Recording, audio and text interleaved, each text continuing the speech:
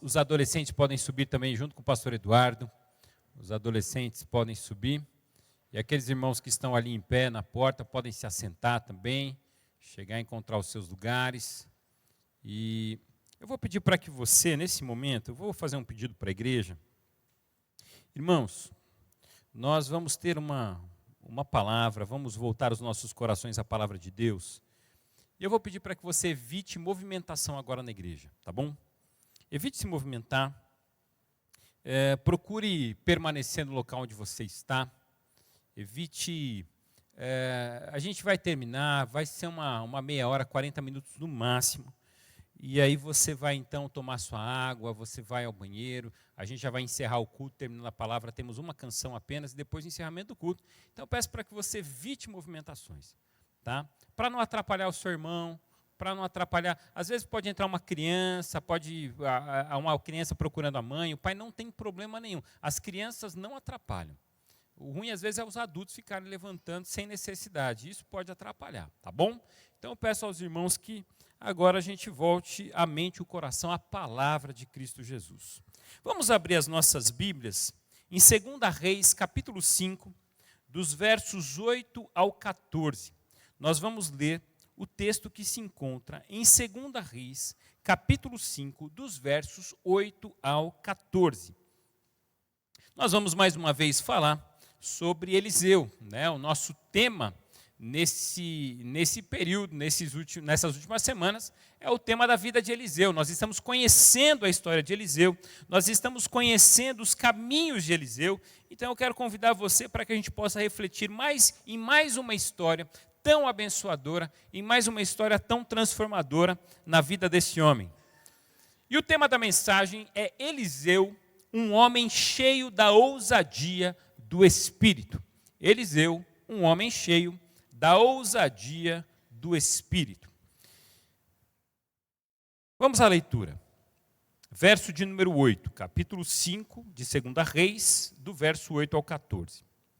Quando Eliseu, o homem de Deus, soube que o rei de Israel havia rasgado as suas vestes, mandou-lhe esta mensagem: por que rasgaste as tuas vestes? Envia o homem a mim, e ele saberá que há profeta em Israel.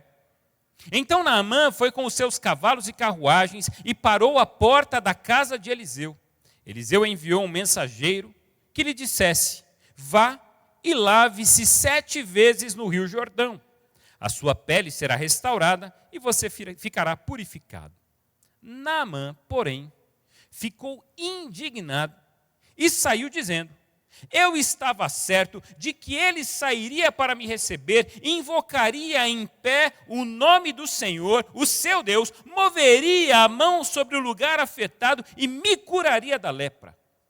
Não são os rios Abana e Farfar em Damasco melhores do que todas as águas de Israel? Será que eu não poderia me lavar neles e ser purificado? Deu meia volta e foi embora dali furioso, diz o texto. Os seus servos foram até ele e lhe disseram: meu pai, se o profeta tivesse pedido alguma coisa difícil, o Senhor não faria. Muito mais quando ele apenas diz: lave-se e seja purificado. Assim ele desceu ao Jordão, mergulhou 7 vezes, conforme a ordem do homem de Deus, e foi purificado.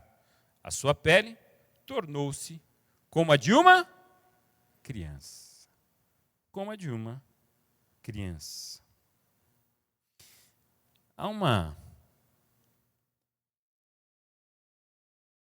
ideia que eu quero trabalhar com você aqui na introdução, de que nós, seres humanos, exploramos, talvez cada vez menos, o potencial que Deus nos deu.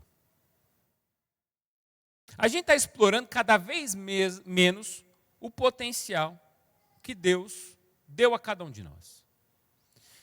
Por exemplo, não estou dizendo isso daquilo que eu acho. Há estudos sobre isso.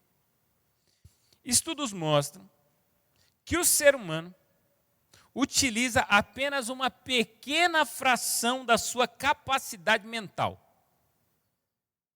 Ou seja, uma pesquisa realizada na Universidade de Stanford, ela chegou à conclusão que nós usamos, em média, apenas 10% do nosso potencial cerebral. 10%. É muito pouco. E os outros 90% descansam. Ficam no celular, passando a tela. Né? Porque assim, se você quisesse, você já tinha decorado muita coisa. Aliás, quando você olha para a história dos judeus, uma criança de Israel, quando completava seus 8, 9 anos, ele já conhecia o Pentateuco de cor. Quando chegava aos 15, ele já conhecia, ele já tinha decorado o Pentateuco, o livro dos profetas e os outros livros. Ou seja, os nossos filhos têm uma capacidade absurda de decorar, de conhecer e de usar a mente, de pensar, de construir, de entender a vida. Mas não fazem também porque não há estímulos maiores. Por exemplo, eu estava dizendo para o meu filho mais velho esses dias, eu falei, olha, quando eu era pequeno, a minha televisão ela tinha 12 botões. 12 botões. E assim, dos 12 botões que tinha, acho que tinham 5, 6 canais que funcionavam ali, que você conseguia assistir. Os outros não sintonizavam. Hoje, as nossas crianças, elas têm um estímulo que, de repente, dentro de um aparelho ou dentro do seu receiver, elas têm mais de 200 canais. E elas conseguem acessar esses 200 canais facilmente. Com apenas um controle, sem sair do sofá, como nós tínhamos que sair do sofá para apertar o botão da televisão. Esse estímulo, que muitas vezes elas têm, é um estímulo que ele não se concretiza, porque elas vão mudando, e não assistem nada, elas não conseguem terminar um pensamento e assistir uma coisa lógica do início ao fim. Tanto que a ideia, quando você fala do aparelho de celular, antigamente você assistia uma pregação, você gravava no vídeo VHS uma pregação de 1 hora, você sentava ali e assistia essa pregação de 1 hora. Depois o tempo foi passando, foi diminuindo, 30 minutos. Depois você foi pegando ali um corte menor, 15 minutos para você falar na internet ou na televisão. Depois, 5 minutos. Agora hoje, se o vídeo que você for assistir no seu celular não tiver mais de 3 minutos, se ele tiver mais de 3 minutos, se ele tiver mais de 2 minutos, você já não assiste. Se não for um corte muito rápido. Porque você não quer pensar muito sobre isso. Você não quer pensar muito sobre as coisas. O culto começa a demorar. Ixi, está demorando hoje, hein? O pastor está animado. O pastor está animado. Alguém precisa desanimar um pouco ele. É essa a ideia de que as coisas precisam ser mais rápidas. É o mundo fast food. O pastor Ricardo, eu falei sobre ele hoje de manhã. Não é o Ricardo Agreste. Depois o Ricardo Barbosa. Que ele é alguém que trabalha esse tema da espiritualidade durante tantos anos dentro dessa relação da igreja.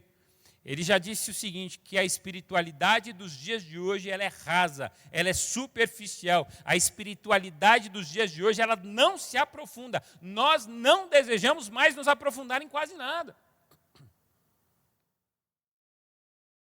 Nós estamos aqui para encerrar o nosso curso John Knox. O que é o curso John Knox? Um estudo bíblico profundo. Hoje um irmão que não é membro da nossa igreja está dizendo assim, olha, eu tenho frequentado John Knox e como isso tem sido uma bênção na minha vida. Ele falou assim, pastor, vocês estão de parabéns, vocês têm um estudo profundo da palavra de Deus na igreja de vocês. Aliás, Ronaldo, vai abrir vaga para o John Knox para o ano que vem? Vai de novo, né? Então assim, você fique atento. Porque assim, qual que é a questão do John Knox? O John Knox começa em torno de 8 horas. Então, para você participar do John Knox, você tem que estar aqui domingo 8 horas. Desculpa, 9 horas, perdão. É 9 horas. E aí você tem que estar aqui domingo 9 horas. para se aprofundar na palavra de Deus, e aí 10 horas nós começamos o culto. Algumas pessoas ficam, outras pessoas vão para casa e vêm para o culto da noite. Mas assim, não, tem que acordar, tem que estar aqui 9 horas, às vezes já é um sofrimento para muita gente. Por quê? Mas é uma questão de nós buscarmos uma profundidade maior na palavra do Senhor. Gente, vocês veem o material do John Knox, é uma coisa impressionante.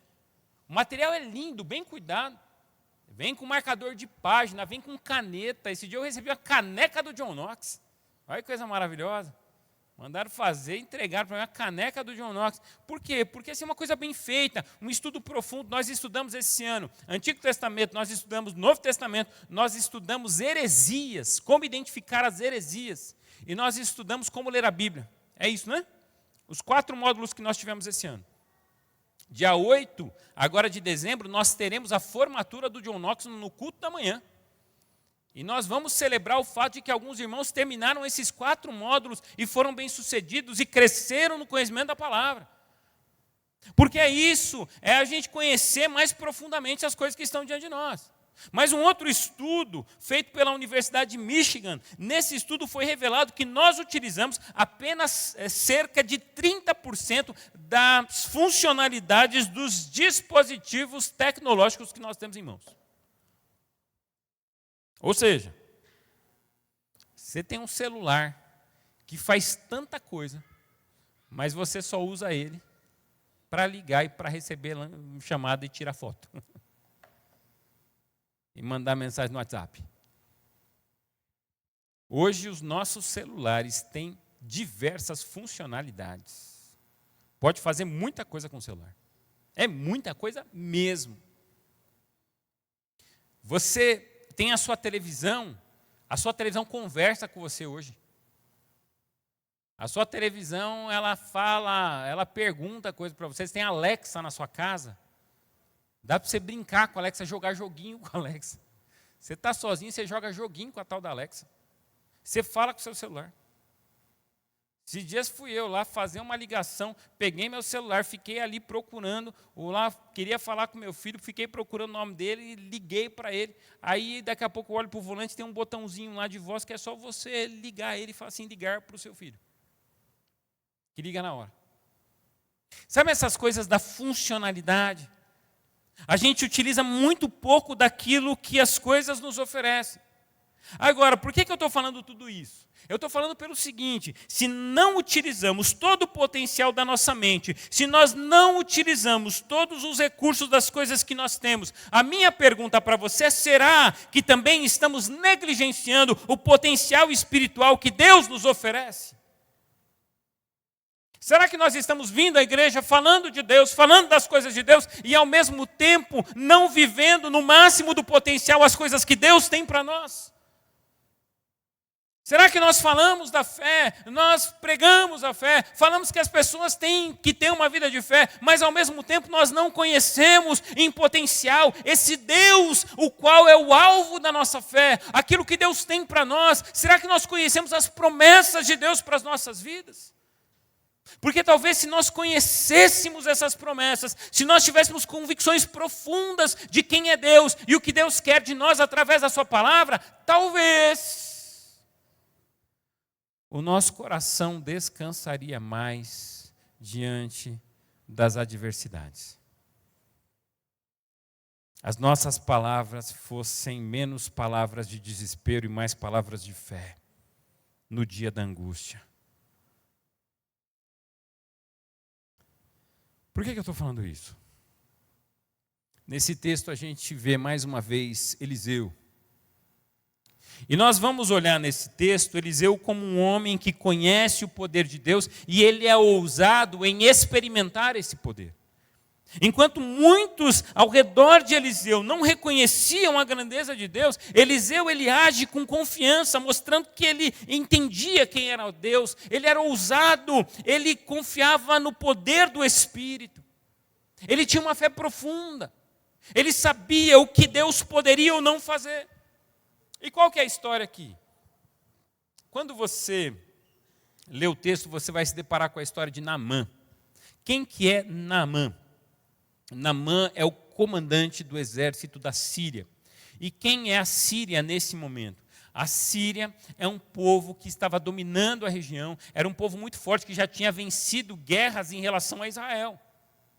Ou seja, esse comandante já tinha empenhado sua tropa contra Israel e tinha obtido vitória contra Israel. Esse era o tal do Naamã. Naamã, ele vinha dessa realidade babilônica, ele tinha ali uma construção do teor, da profundidade, da história da Babilônia. Ele tinha um teor desculpa, eu estou falando da Babilônia, não, do Império Sírio, já misturei tudo aqui. Do Império Sírio, ele era um comandante, ele era um homem poderoso, ele era um homem de influência, mas ao mesmo tempo, esse homem, ele se encontrava numa situação de muita fragilidade, ele era leproso. Ele foi acometido pela lepra. E como você sabe, no Antigo Testamento, nessa realidade, um homem acometido pela lepra era um homem amaldiçoado por Deus. Ou seja, o grande comandante do exército da Síria, o grande comandante que já tinha empenhado contra Israel e tido vitória contra Israel, agora esse homem estava sofrendo por causa da lepra. Só que em uma das batalhas que ele venceu Israel, ele levou como escravo uma jovem para sua casa. E essa menina que era escrava, ela foi trabalhar na sua casa e viu o desespero desse homem. E viu as conversas entre ele e sua família. E viu esse homem andando de um lado para o outro, desesperado por causa da sua lepra. Porque às vezes a gente vê pessoas assim. Pessoas que estão desesperadas por causa de uma notícia ruim, de uma doença. Mas quando essa mulher, ela percebe, essa jovem percebe a realidade, ela vai chamar na mãe e falar assim, olha, posso dizer uma coisa para o senhor? Se o senhor quiser, lá em Israel, tem um profeta que ele pode resolver o seu problema. Porque o Deus de Israel, ele tem poder para resolver esse tipo de coisa. Olha o tamanho da fé dessa menina. E aí, Naamã, ele fala, então tá bom, quero conhecer esse rapaz. E aí ele vai conversar com o rei da Síria, o rei da Síria manda uma mensagem, uma carta para o rei de Israel, dizendo, olha, eu estou mandando Naamã aí para vocês ajudarem Naamã a resolver esse problema. Quando o rei de Israel recebe essa carta, ele entra em desespero. Ele fala, o rei da Síria, ele quer achar alguma razão para lutar contra nós de novo. O texto vai dizer, lá no capítulo 2, capítulo 5, no capítulo 5, verso número 7, 2 Reis, quando o rei ele recebe essa carta, ele vai dizer, sou eu Deus, para que eu possa matar ou vivificar alguém? Esse tal de Naamã vai vir até mim, sou eu Deus para curar esse homem? E aí ele entra em desespero. E essa história chega até os ouvidos de Eliseu. E quando Eliseu ouve essa história, Eliseu diz, manda vir. Pode mandar Naamã vir até aqui, porque eu vou resolver essa história diante de Deus. Porque aquilo que gera medo no coração do rei, gera conforto no coração de Eliseu. Aquilo que é uma angústia para o rei de Israel, é uma tranquilidade para Eliseu. Por quê? Diferença de pensamento. E aí eu quero compartilhar, chamar a sua atenção para alguns aspectos que faziam de Eliseu um homem cheio de ousadia, alguns aspectos que podem me fazer e te fazer um homem e uma mulher cheio da ousadia do Espírito Santo. Nós precisamos da ousadia do Espírito Santo. Nós precisamos ser uma igreja que fala, e não apenas fala, mas vê Deus agindo, porque fala pela fé. Nós precisamos ser a igreja que se levanta em nome de Jesus e representa esse Jesus no meio que caminha. Nós precisamos ser a igreja que ora e vê a cura. Nós somos a igreja que precisa cada vez mais profetizar e ver essas profecias se cumprindo. É sobre isso. E eu quero compartilhar a primeira lição. Eliseu tinha confiança no poder de Deus independente das circunstâncias. Porque aqui que está a diferença. O rei de Israel, ele foi tomado pelo medo e pela dúvida. Mas o olhar de Eliseu foi completamente diferente. Eliseu teve ousadia.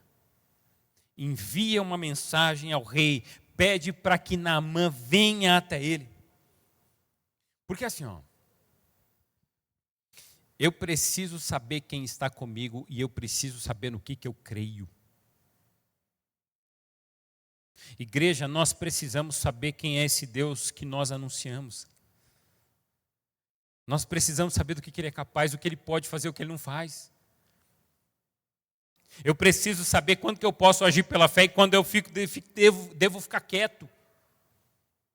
Eu preciso saber quais os momentos que eu preciso me levantar em nome do Senhor e quais os momentos que eu preciso me aquietar. Eu preciso entender quais os momentos que eu tenho que ver como uma oportunidade e quais os momentos que eu preciso ver com sabedoria e deixar as coisas acontecerem. Porque essa oportunidade poderia ter passado na vida de Eliseu, o rei poderia ter dito assim, deixa quieto, não manda Naamã aqui, a gente não tem o que fazer por Naamã.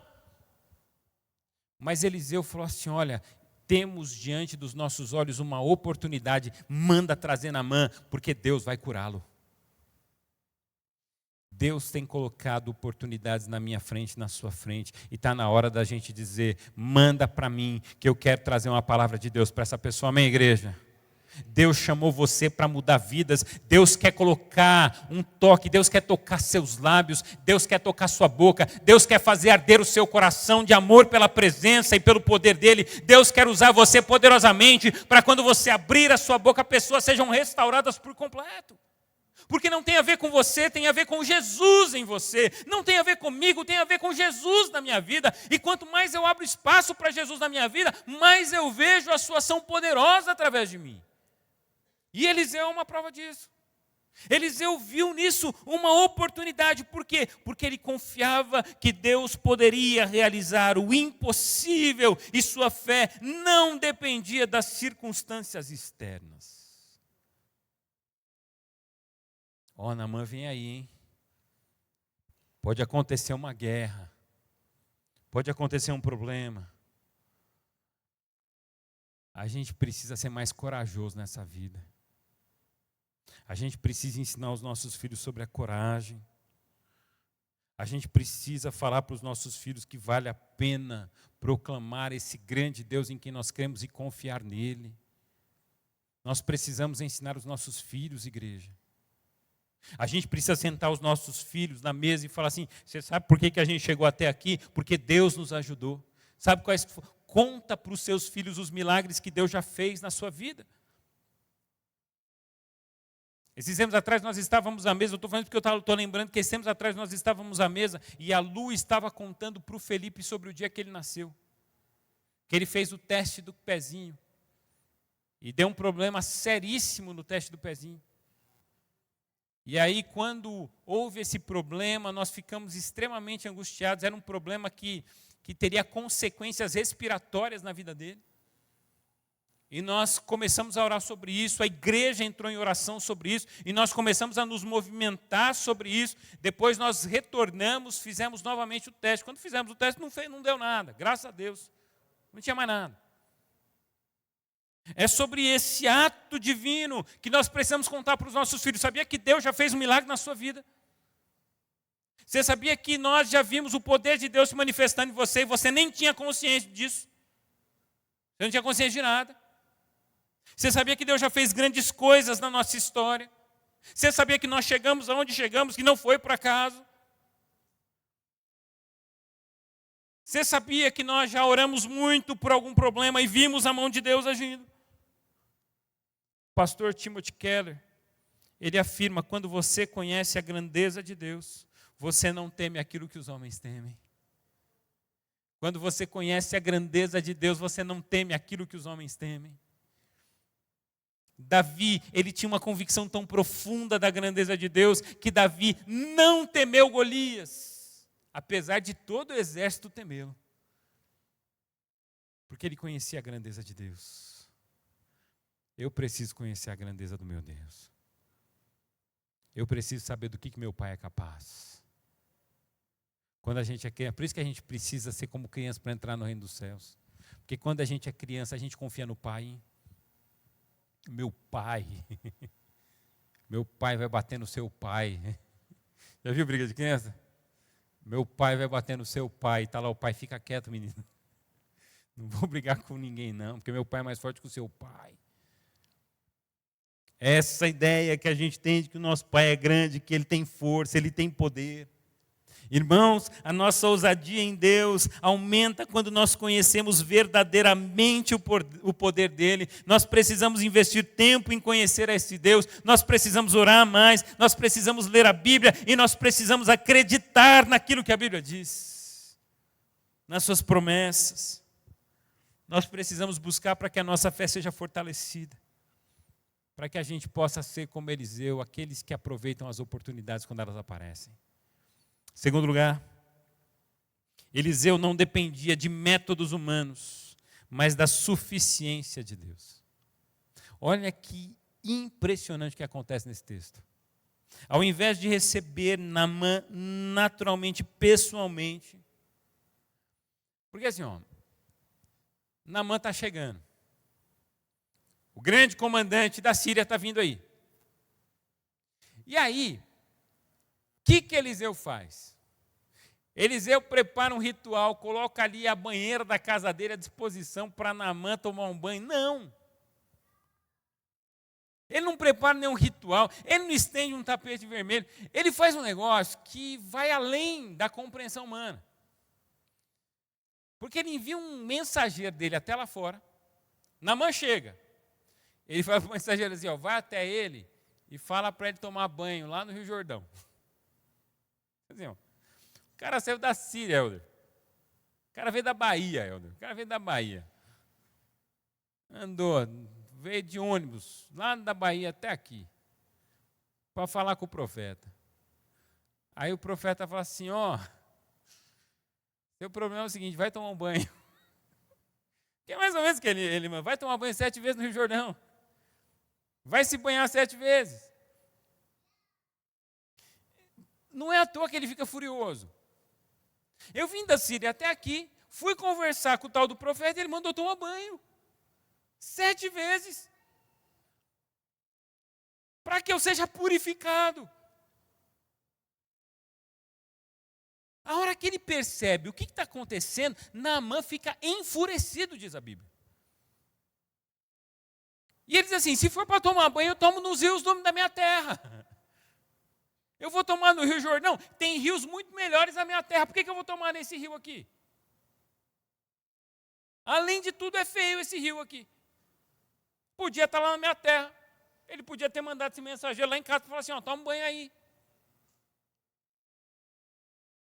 E ele fica indignado. Mas assim, presta atenção. Deus, ele tem os seus próprios métodos. E quando Deus faz isso através de Naamã, Naamã está mostrando, aliás, Eliseu está mostrando para Naamã que o poder de Deus é algo que vai muito além dos rituais humanos. A gente gosta de ritual.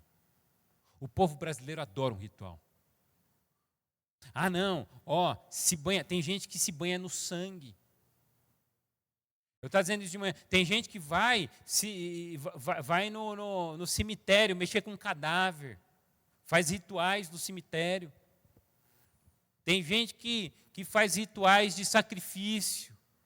Andando de joelhos daqui para lá. E de repente, quando Naamã chega, ele percebe que a ação de Deus é algo simples que acontece no dia a dia de uma forma muito simples. Naamã, você quer ser purificado mesmo?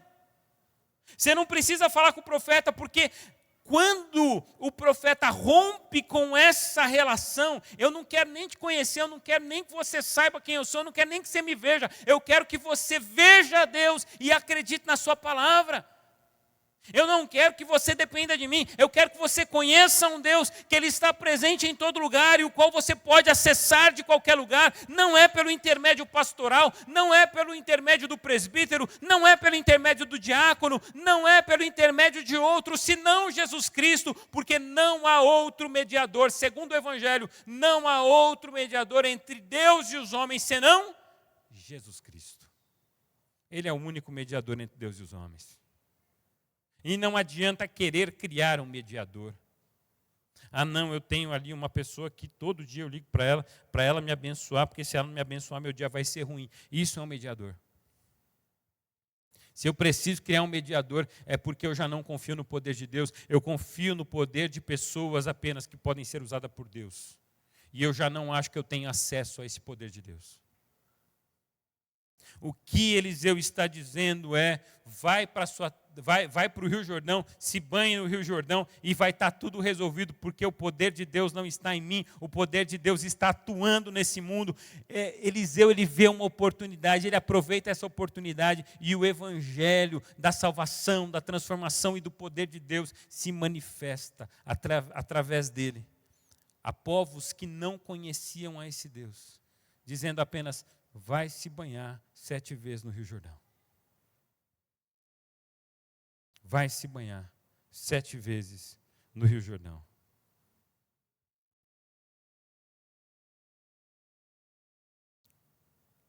O pastor David Platt, um missionário, um trabalho missionário com comunidades que nunca ouviram falar do Evangelho, ele falou que a simplicidade do Evangelho é suficiente para transformar vidas. A simplicidade, presta atenção nisso, a simplicidade do Evangelho é suficiente para transformar vidas. A simplicidade. Você está esperando o quê? O vento soprar? Uma tempestade dentro da igreja? Você está esperando o quê? Pessoas darem pirueta? O que você está esperando? Eu vou dizer, na simplicidade do dia a dia, o Espírito Santo está fazendo grandes coisas e eu preciso crer. Na simplicidade do dia a dia, no meu dia a dia, no seu dia a dia, Deus está atuando, Deus está fazendo milagres e eu preciso ver. Amém, igreja?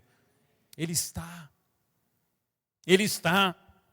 Eu quero coisas sobrenaturais, eu quero ver o anjo, eu quero ver as coisas acontecerem, eu quero ver o lençol flutuar, eu não quero ver o lençol flutuar. Tem coisa que eu não quero ver. Por que eu quero ver essas coisas? Ah, quero ver o anjo, eu já tive essa vontade, não tenho mais. Eu não preciso mais ver o anjo, porque eu creio que os anjos do Senhor estão.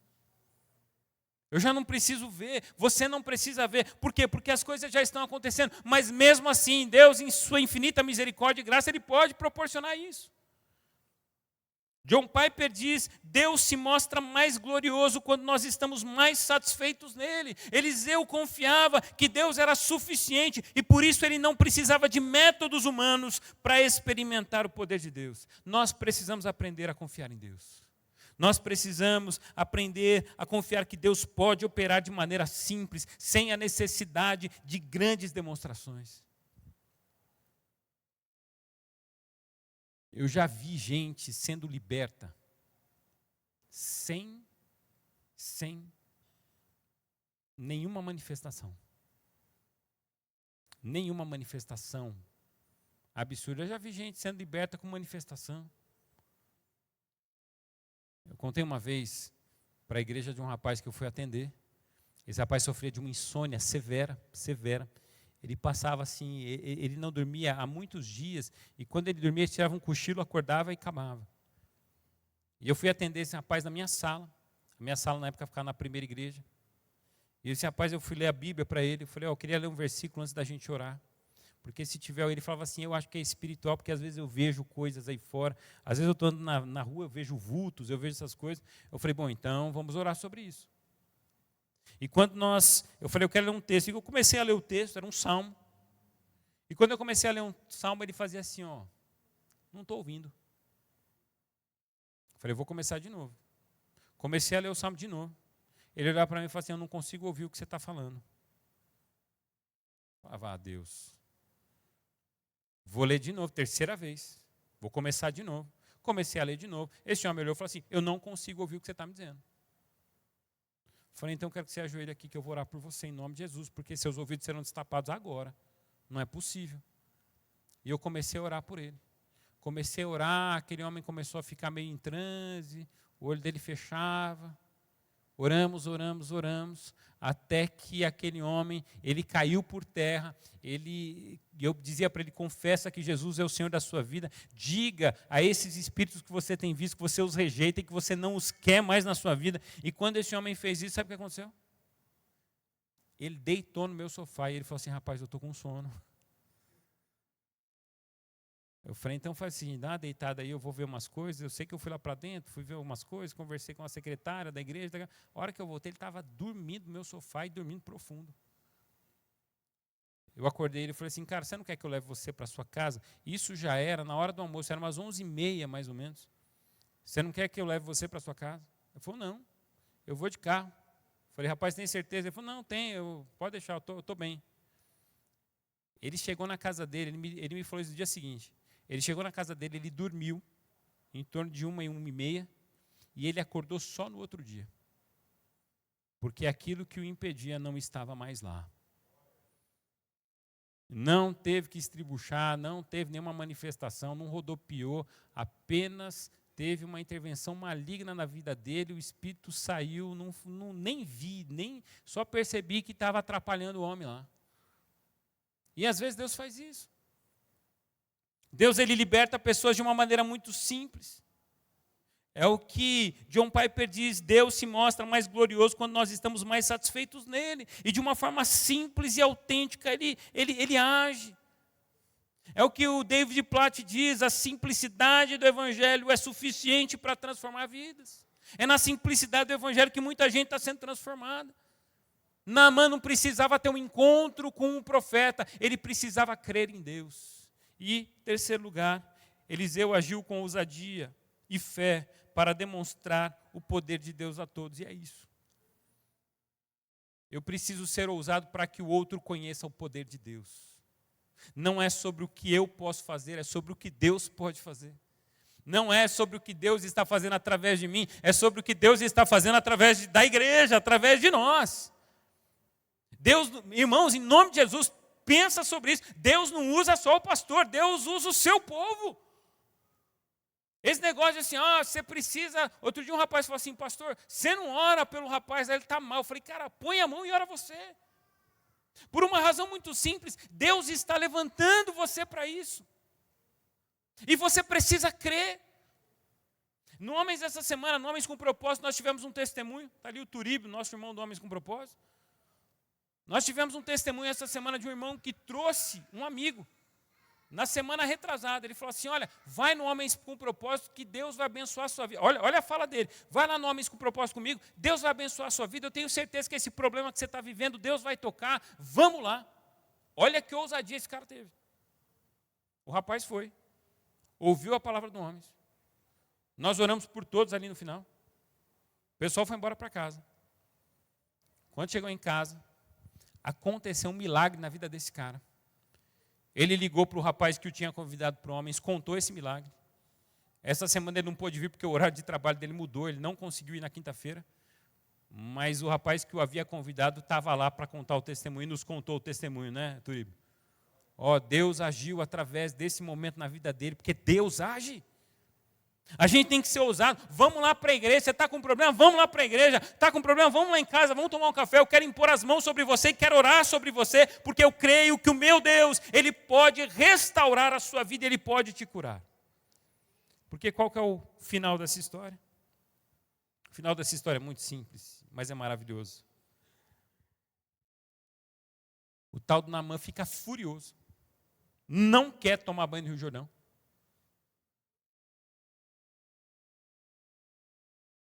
Mas os seus servos dizem assim, meu pai, os servos de Naamã dizem para ele, meu pai, se o profeta tivesse feito uma coisa difícil, você não faria? Se o profeta tivesse pedido para você fazer um negócio muito difícil, você ia lá e ia fazer. Agora você está furioso porque ele pediu uma coisa tão simples, vai, lave-se e seja purificado. Olha a importância dos servos. Se ele falou, vai, lave-se e seja purificado, vai e lava-se. Lave-se, vai lá, no Rio Jordão, vai, mergulha. Ele vai no Rio Jordão, mergulha 7 vezes. E o texto diz que ele foi purificado e a sua pele tornou-se como a de uma criança. De uma criança. A fé ousada é aquela que vê além do que os olhos podem ver. Já disse Ferguson. Eliseu via o potencial de Deus em cada situação. E sua ousadia vinha da fé inabalável de que Deus se manifestaria poderosamente. Seja ousado em nome de Jesus. Seja ousada em nome de Jesus. A gente precisa ser como Eliseu, agir com fé. Jesus nos ensinou isso. Jesus diz aos discípulos, sabe por que não está acontecendo coisas maiores ainda por causa da falta de fé de vocês?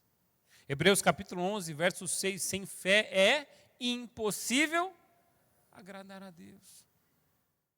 Porque se eu quero experimentar a graça de Deus, eu preciso pelo menos crer que Ele existe e que Ele é galardoador daqueles que o buscam. Eu preciso começar a receber as pessoas com fé. Jesus, Ele apresenta essa fé perfeita, essa ousadia maravilhosa. Ele realiza milagres, Ele ensina sobre o reino de Deus. E Ele promete que nele nós faríamos coisas maiores. Porque uma fé verdadeira produz frutos. Uma fé verdadeira frutifica. Não interessa. E em nome de Jesus eu quero terminar dizendo isso. Não interessa o seu grau de escolaridade. Não interessa se o seu pai foi alguém que deu confiança para você ou se foi alguém que maltratou você. Não interessa se sua mãe te acolheu ou se sua mãe foi alguém que rejeitou você. Não interessa se você foi rejeitado na vida por muita gente. Não interessa se você carrega uma mágoa no seu coração. Não interessa. Eu quero dizer em nome de Jesus que Deus pode usar qualquer um que está presente neste lugar com grande poder para realizar a sua obra. Porque não é sobre nós, é sobre o poder dele que se manifesta em nós. Nós precisamos ser ousados. Nós precisamos ser ousados. E eu quero convidar você para fechar os seus olhos. Nós somos a igreja de Cristo Jesus. A igreja de Cristo Jesus, ela tem promessas. A igreja de Cristo Jesus, ela carrega promessas. O apóstolo Paulo vai dizer que nós somos vasos de barro, mas dentro desses vasos de barro há muita riqueza. Que Deus decidiu colocar as suas grandes riquezas em vasos de barro.